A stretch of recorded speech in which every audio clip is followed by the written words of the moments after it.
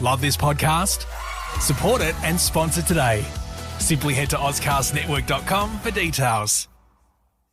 Ozcast.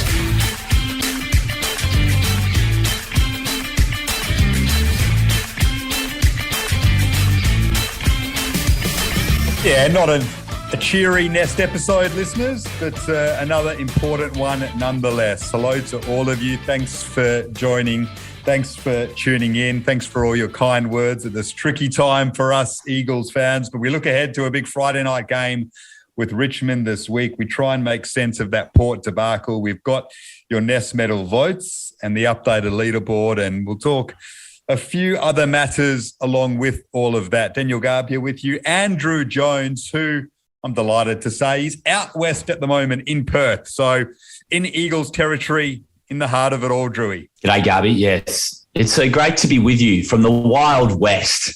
But no, in all seriousness, it's great to be home, see some family, and I'll be finally able to go to a West Coast game at Optus Stadium. It has been a bloody long time coming, but barring any disaster, I will be there for the game between Richmond and West Coast on Friday night. And I've had a couple of days off. I was in enemy territory today at Fremantle Football Club. And yeah, it's been a big day out at West Coast yesterday, which was really good. But yeah, just it's nice to be back in the big state. Nice to have the borders freely and readily open to be crossed and crisscrossed. But yeah, sorry for the delay. I'm at Mum's place, and she's still operating with 1980s Wi-Fi sort of dial-up style. So anyway, we'll do our best. She got the old ding, ding, ding, ding, ding, you know, that old wireless thing when you try to get onto MIRC back in the day and you had to wait for the whole modem to dial up for you manually? Yeah, so we've had to take the home phone that's been unplugged, and we've plugged in the modem instead. And I think Mum's out the back; she's running on a wheel to get to fire up the power for the house. And yeah, I've got MSN Messenger that's fired up, all ready to go. But no, it's good to be here, and it's been raining. It's been a bit weird actually. The weather in Melbourne's been better than Perth over the last few days. But anyway. Wasn't that much fun on Saturday, was it? Oh, not like our usual trips to Adelaide. It was horrible. I mean, we started well. What did we say last week? We keep it tight in the first quarter or so. Maybe the fans over there will get a bit panicky. The pressure will start to seep in a bit, and we can maybe nab one on the road. Well, it didn't pan out that way. I mean, we capitulated again in the second and third quarters. It was tough to watch. I mean, yeah, I thought on AFL 360 they made a really good point last night, and Eagles fans would be sharing the sentiment that all that goodwill that we built up in the first month has been washed away. And I can't help but think, Drewy, that they got it wrong at the selection table. We made that point last week, but I understand Adam Simpson's point of view on it, but it hasn't worked. It hasn't worked. You can talk about rushing players back. We need to get them up to speed. Well, doesn't really help when you have back-to-back slackings, does it? How are we better off when you've had the two performances we've had in the last 2 weeks? Surely we would have been better off, even if we lost both games, putting in better contests, and then we build into the Richmond game more confident about having a victory. It just seems like we've taken massive steps back because of that, and I think the team selection has really hurt us. I don't think they've got it right. Mum's just brought me a cuppa, which is very kind. So what specifically would you have liked to have done? Would you have gone veterans play an extra game in the waffle and we play the younger team against the Swans last week and then have sort of the more match hardened and ready to go players ready for the Port Adelaide game? Is that what you're saying? I think, as I said last week, so I don't want to repeat it too much, but I don't think Yo and Cripps should have played against Sydney, especially once McGovern went down. Cripps shouldn't have come in anyway.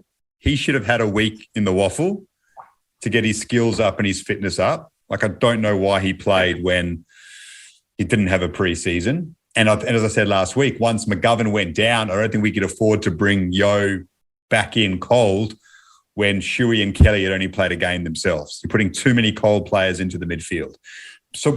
And then the Port selection after that was fine. But my point is, Drewy, what it did when we made those selection changes and rushed those players back for Sydney, I thought was just wash away all that spirit and energy that had been built up in the team. Like he's asking players to fight beyond their ability, everyone to combine and bond well together. And then you drop Xavier O'Neill, who had his best game for the club, and Connor West goes out. And I just think it sends a poor message. That was the part of it. It's the intangible aspect of it more than the actual personnel on the ground. And I don't think – I think if you'd send a message that these guys need to work for their spot because of all the work that has been done before them in the first month, there's a positive impact that comes from that. And I think it was washed away a little bit. Yeah, and so the exact same thing happened last season. So we beat Richmond with the kids. Yeah, exactly. And then we brought back all the senior guys and got annihilated by the Western Bulldogs. And then the next week we got annihilated by Sydney and an even worse performance. So, yeah. And so was there a bye in between? I'm just trying to remember. I think maybe we played Richmond. We had the bye. Because remember they brought forward that game? No, so we played due to COVID. We played Carlton away. We were meant to have a bye. We beat Carlton in Sydney. Yep. Again, memorable win. We were meant to have a bye. They then brought forward the Richmond game to Perth, had another win. So we had two big wins in a row using a number of kids. And then he brought them all back and it fell apart again. Yeah, and then that was like that Sydney performance. Like, I can't remember a worse performance by a West Coast team in a long time. And then anyway, so I know we're looking back a little bit, aren't we? But that's a great point that you make. It's a great point that you make because history has repeated itself in back-to-back seasons now. And I get the loyalty to these guys, premiership heroes. You've got to bring Tim Kelly in, and he was fantastic against Port. I mean, he carried the team on his own virtually along with Tommy Barrass. But it's the message that it sends.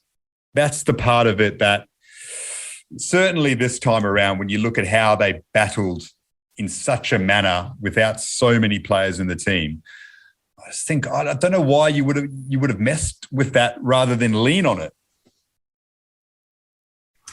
Well, unfortunately, what's done is done, Garby, and that has been the pattern from Adam Simpson, which is he has unshakable faith in his senior players, and that is born out of winning a flag in 2018. Yeah.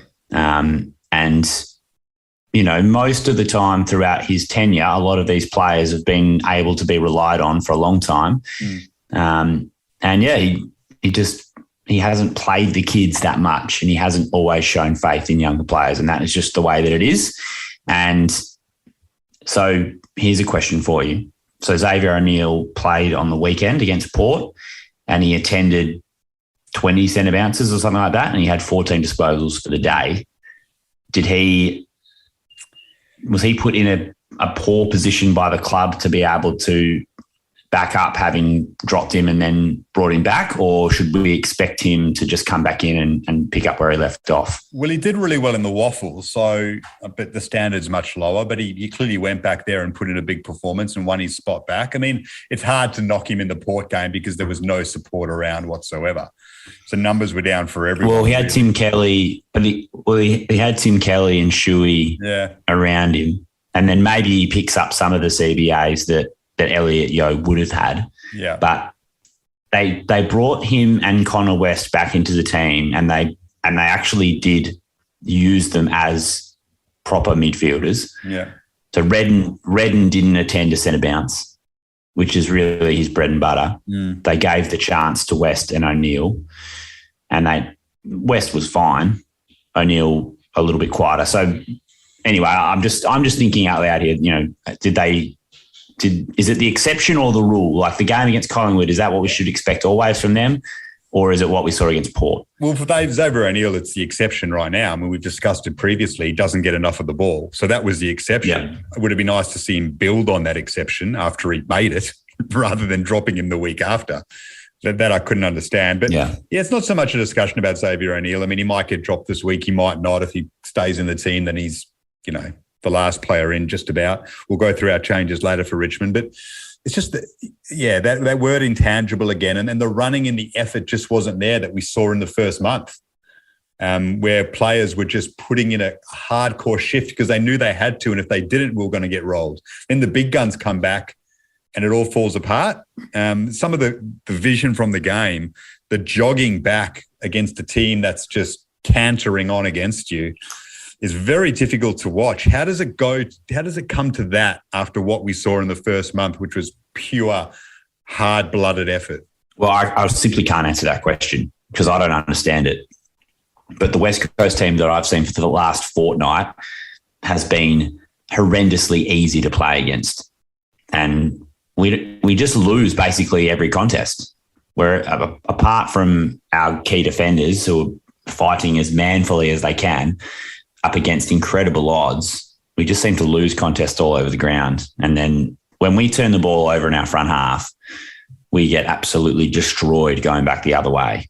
And we are literally the worst team in the comp for keeping the ball inside our forward half. Mm. And we won that Collingwood game because we kicked accurately, we took our chances, everyone played well and lifted on the day. And obviously the Magpies turned up thinking they were going to win by 10 or 12 goals, which, to be honest, on the body of work for the rest of the season is probably fair enough. Mm. So a question for you, Garby. Yeah. I didn't mind Stranatica. Yeah, and we flagged that we flagged he might get a chance. I don't mind the way that he moves. Yeah. And there are a couple of times where he seemed like he had a little bit of craft with his hands at the ruck contests. Yeah. Do you think you want to see him again? And maybe that comes at the expense of Bailey Williams? Or do you think we have to persist with big bad bustling? I thought Bailey was, he took a big grab. What quarter was it? Second quarter, Bailey? I think it was. And then missed the goal. Yeah. And that is exactly, though, that we get moments from Bailey. Yeah, we do. And he's still young and he's still raw. I would like to persist with Bailey. I think Bailey is still the player with the most upside in terms of our young rucks. So you may as well persist with him. It's the other option. So is it Stranatica or Hugh Dixon as the backup and then someone who can drift forward? It looks like it'll stay with those two again for this week. Stranatica showed a bit. I'm wondering if he's maybe the better option. Hugh Dixon's a more natural forward, obviously. It's going to be a tough one, I think, for Simo to weigh up, considering that. But it doesn't sound like Hugh Dixon will be right to return this week, does it? So then it's Williams and Stranatica again.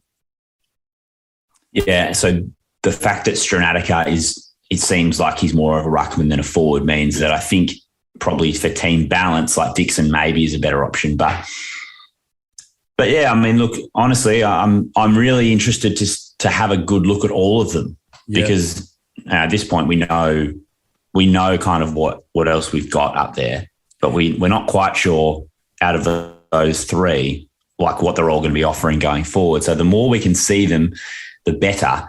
But I thought the signs were promising for Stranatica. So if there was anything to take out of the game, it's not like he was one of our better players or that he's a world beater, but it was just good to have a bit of a look at him. No, it was. I like that. And Bailey takes that big mark, and we've seen him do that a few times before. You just tell the kid, mate, keep going forward, keep going for your grabs. You'll kick them eventually. You're proving yourself in a contest, you're giving us an extra chop out down there. I like him in the team. I still do. So I think we've got to persist with him, and we'll see how the other two fare, Stranatica and Dixon, as to who's the backup or the other option. A question for you, Drewy. Where does Jackson Nelson sit on the Eagles squad list? Why do we play Jackson Nelson in the team? Like what is the reason? I'm not doing that to diminish him. I'm asking, what is his actual role in the side? What do you have him defined as? I have him defined as a role player, but I don't have the role for you. Like he's a stopper / defensive wingman / defender, lockdown. Like he doesn't really have one role, does he? And it feels like that's been him throughout his whole career. Has he ever been good enough to have one role in the team and just stick to it? No. Or has he always had to be the guy that you throw around to find a spot? But I can't. I sat there on the weekend. I know that he's a whipping boy, and I'm not trying to pile on him because I've actually thought he does represent some value, and I've kind of waited for him to have that role develop. I've thought he's got the makings of a player who can have a role in the team and then add value. But I watched it and I went, Well, I wanted him to play as the tagger on Heaney. They didn't give him that role. They don't really give him a defined hard tagging role. Even if we don't want to play that way, he doesn't really seem to be given that often enough for that to be his role, a stopper.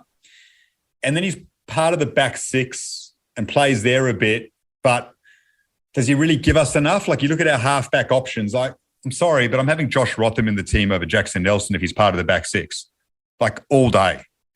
He's just better in a one-on-one contest, and he's better moving it out of the back line. And then as a midfielder, he doesn't fit into our group either. So I sit there going, he's 33 and a third of all three. He's a third a tagger, he's a third a midfielder, he's a third a halfback.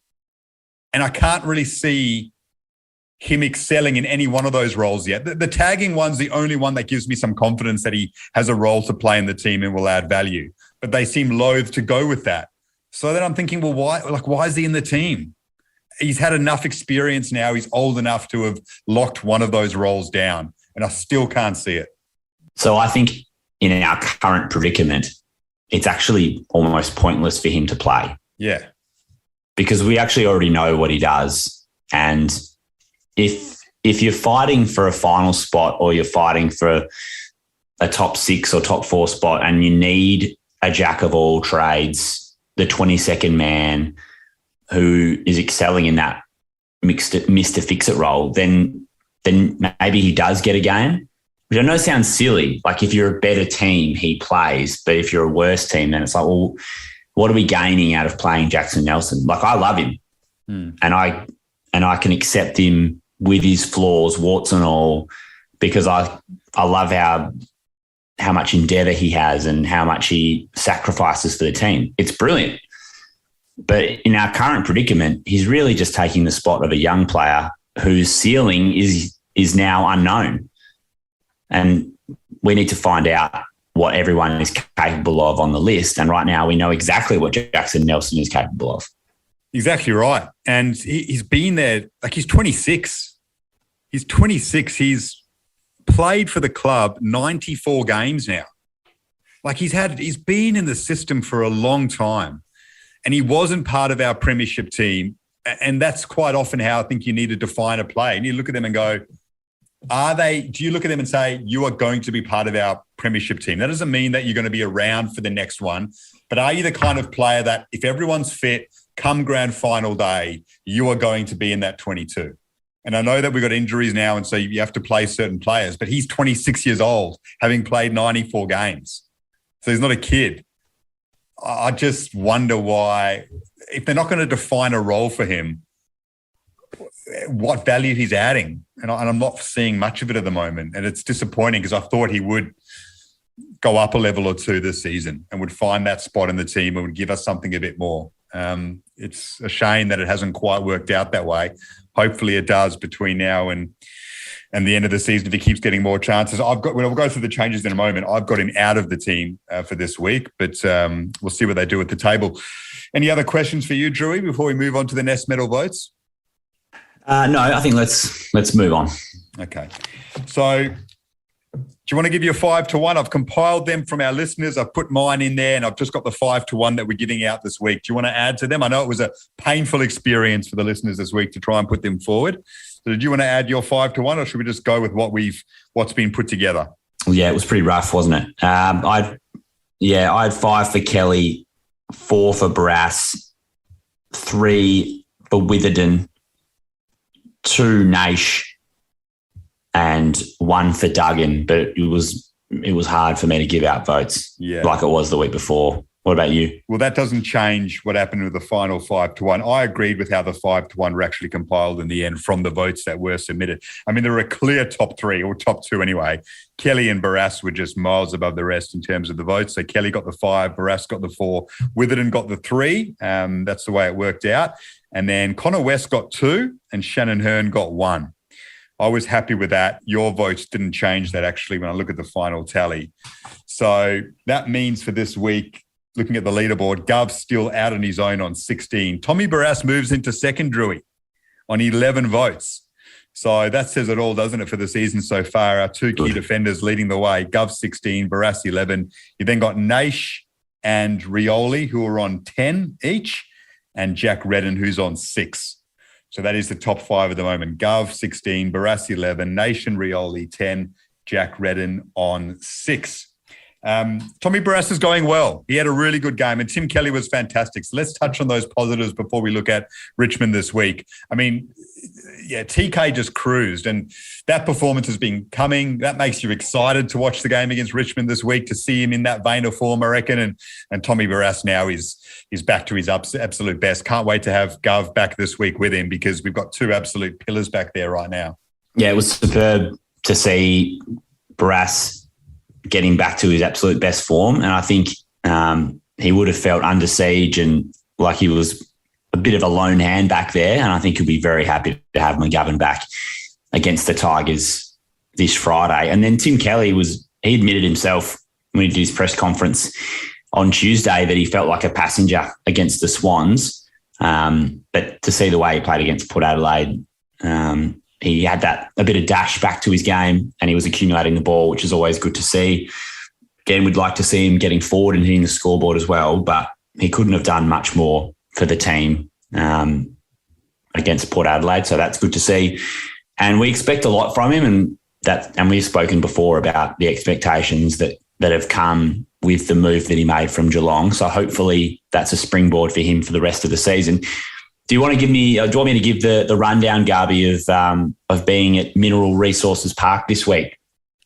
Because I was able to go to training and watch on. So we'd love the insight. I thank West Coast for letting me hang around the cafe, because it's not always the case.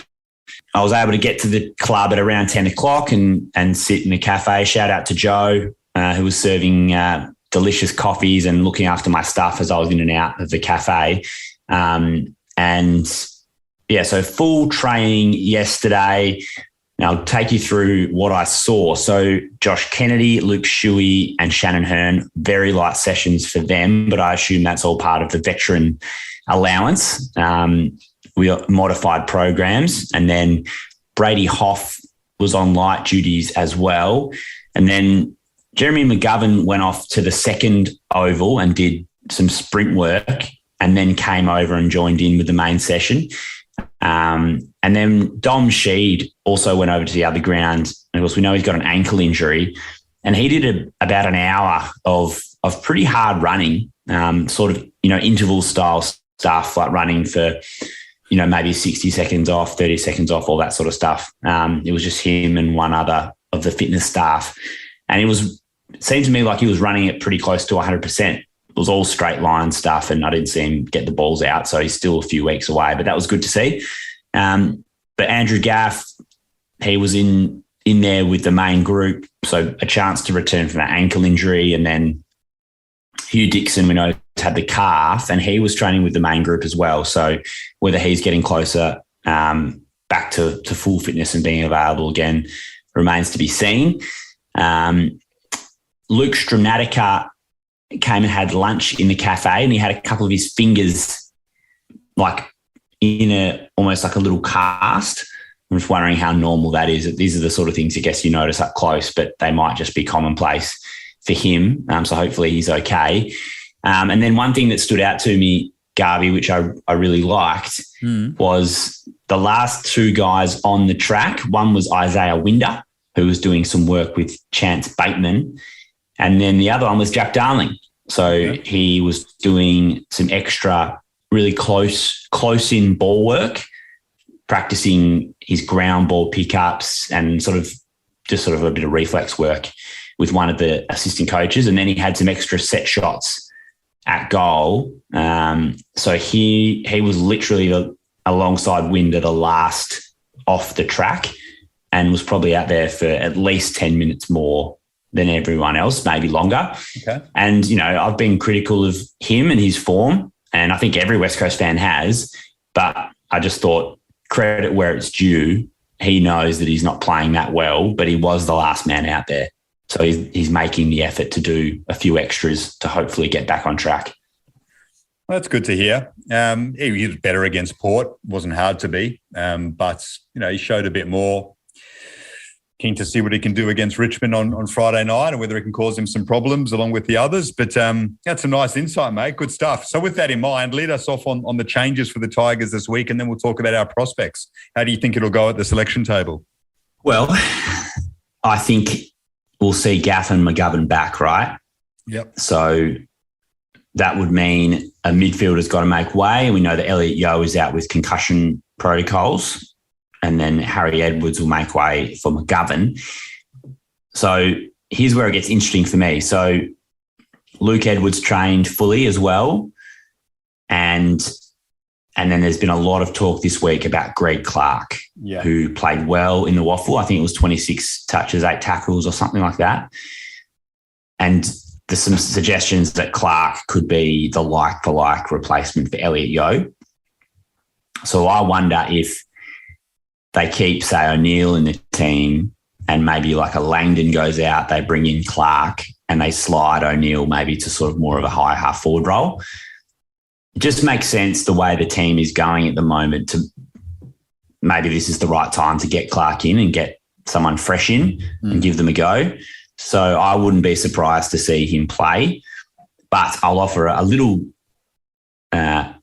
point to the contrary here. When they did their match sim, it looked to me as though it was sort of split between the seniors who were in blue Guernseys and then the twos players who were in yellow, and then mixed into with the reserves players was also some of the assistant coaches.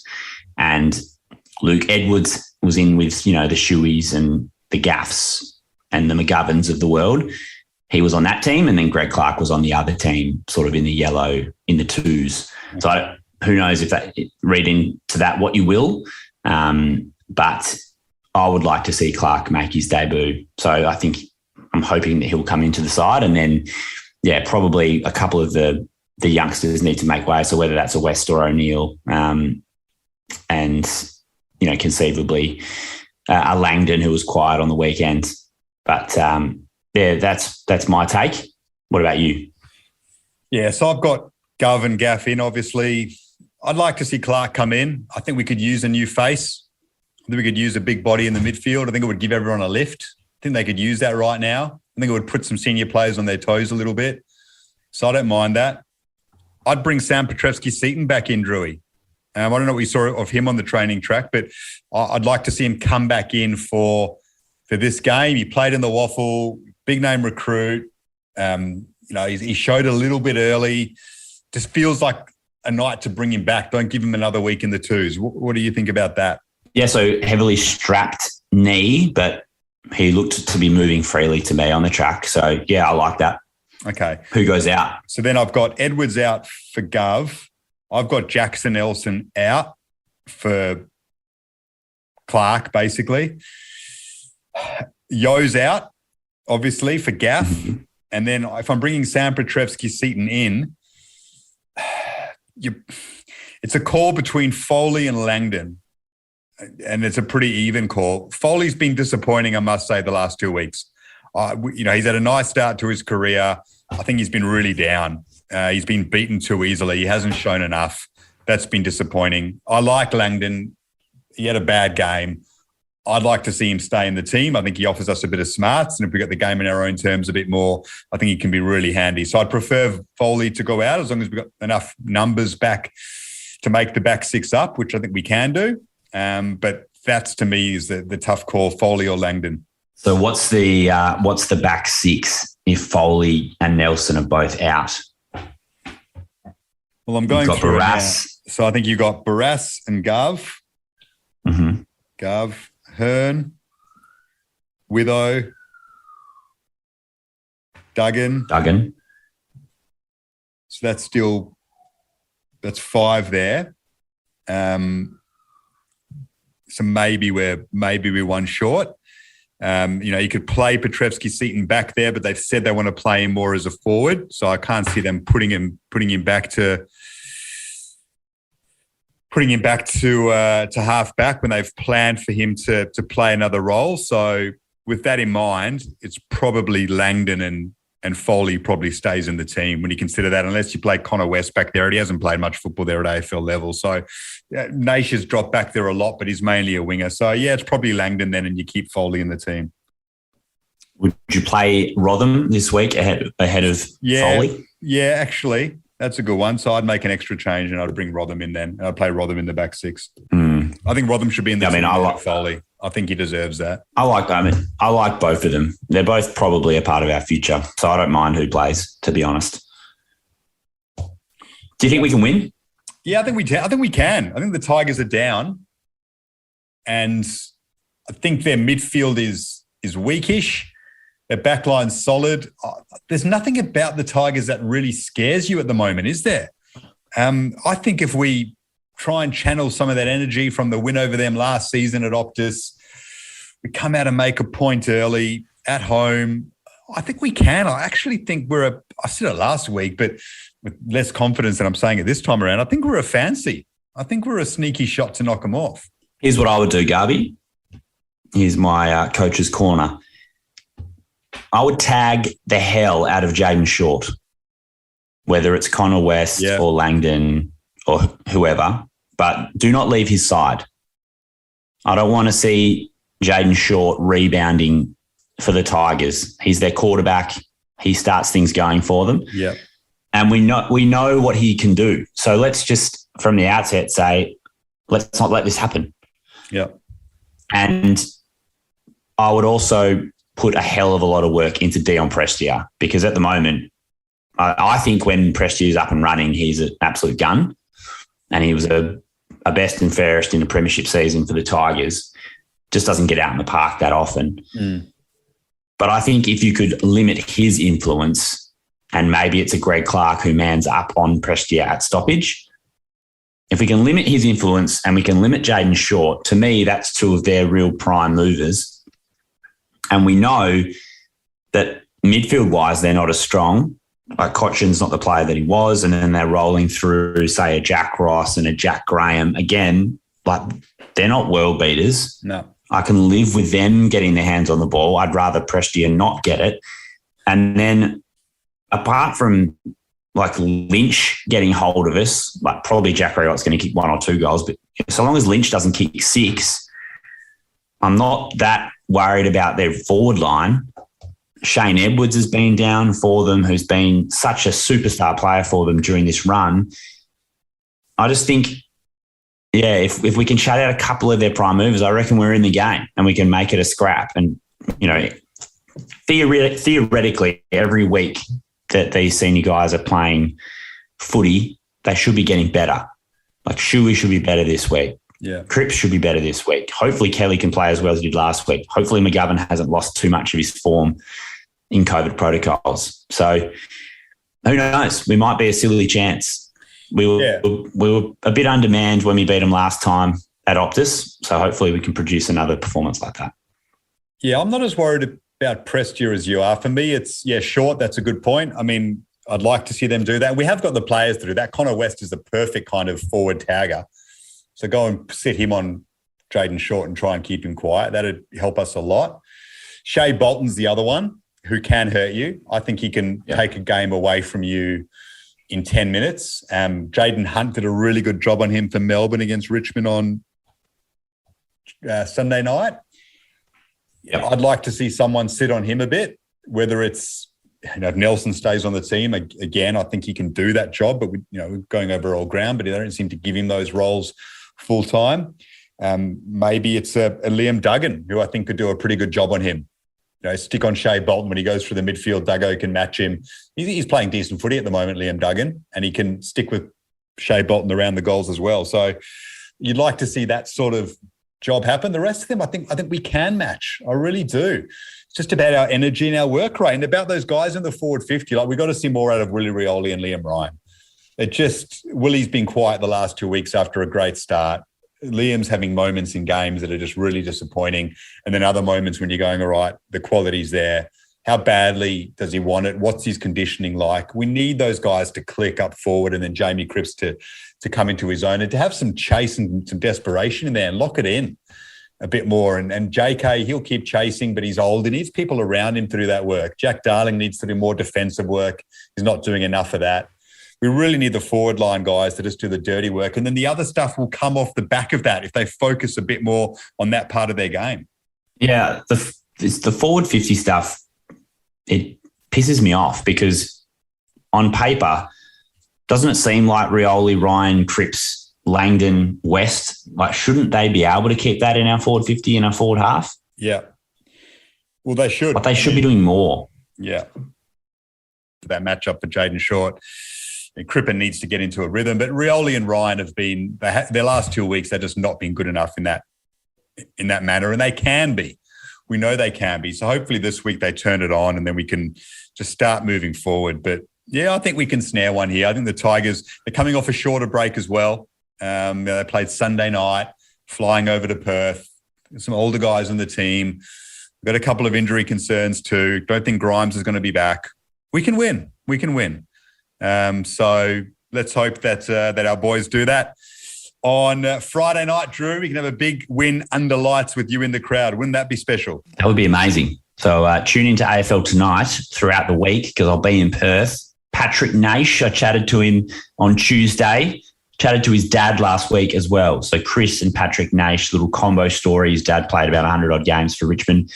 Patrick, one of the finds of the season for West Coast. And then we'll be doing pre-game from Optus Stadium as well before hopefully another classic between the Tigers and the Eagles. Garby, it's been fun dialing in from Perth. I hope the delay wasn't too bad. We're stuck back in 1994 here, which was a good year for us.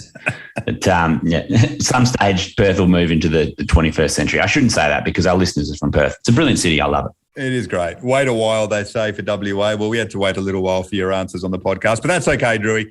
They were intelligent and insightful as they normally are. Thanks, mate. Enjoy Perth. Enjoy Friday night. Let's hope the Eagles have a win. What a way to start the weekend that would be. Go, boys.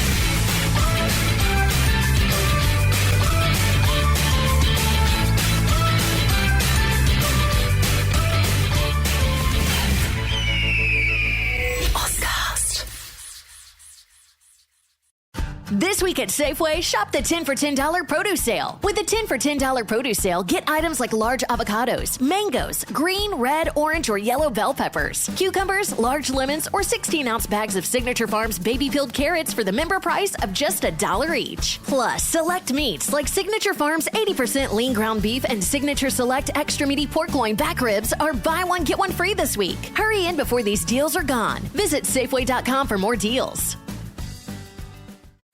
Love this podcast? Support it and sponsor today. Simply head to AuscastNetwork.com for details.